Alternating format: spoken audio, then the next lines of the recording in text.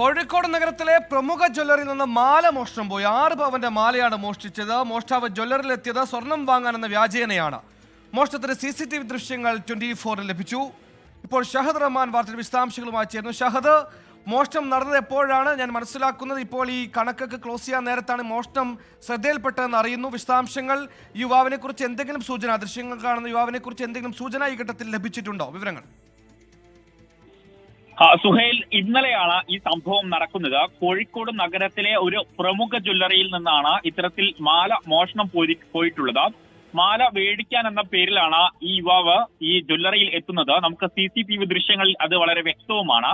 ജ്വല്ലറിയിലെ salesman ഈ മാല വന്നിട്ടുള്ള ഈ കള്ളന് എടുത്തു നൽകുന്നു. അദ്ദേഹം കുറെ നേരം അത് പരിശോധിക്കുന്നു. അതിൽ നിന്ന് ഒരു മാല, അതായത് 6 പവനോളം വരുന്ന മാല എടുത്തുകൊണ്ട് പോവുകയാണ് ചെയ്തിട്ടുണ്ടായിരുന്നത്. പിന്നീട് ഈ സ്റ്റോക്ക് രാത്രി പരിശോധിക്കുന്ന ഘട്ടത്തിലാണ് ഈ മാല മോഷണം പോയ വിവരം ഈ ജ്വല്ലറി ഉടമകൾ അറിയുന്നത്, അല്ലെങ്കിൽ ജ്വല്ലറിയിലെ ജീവനക്കാർ അറിയുന്നത്.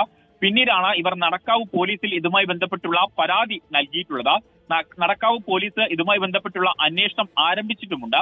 എന്തായാലും ഇന്നലെയാണ് ഈ സംഭവം നടന്നിട്ടുള്ളത്. ഇതിന്റെ CCTV ദൃശ്യങ്ങളാണ് ഇപ്പോൾ 24-ന് ലഭിച്ചിട്ടുള്ളത്. മാലയാണ്, അതായത് 6 പവനോളം വരുന്ന സ്വർണ്ണമാലയാണ് അയാൾ കവർന്നിട്ടുള്ളത്. ശരി, കണ്ടാൽ മാന്യത തോന്നിക്കുന്ന രീതിയിൽ പ്രേക്ഷകർ സ്ക്രീനിൽ കാണുന്ന വ്യക്തി 6 പവന്റെ സ്വർണ്ണമാല വിദഗ്ധമായ ജ്വല്ലറിയിൽ നിന്ന് മോഷ്ടിച്ച ആളാണ്.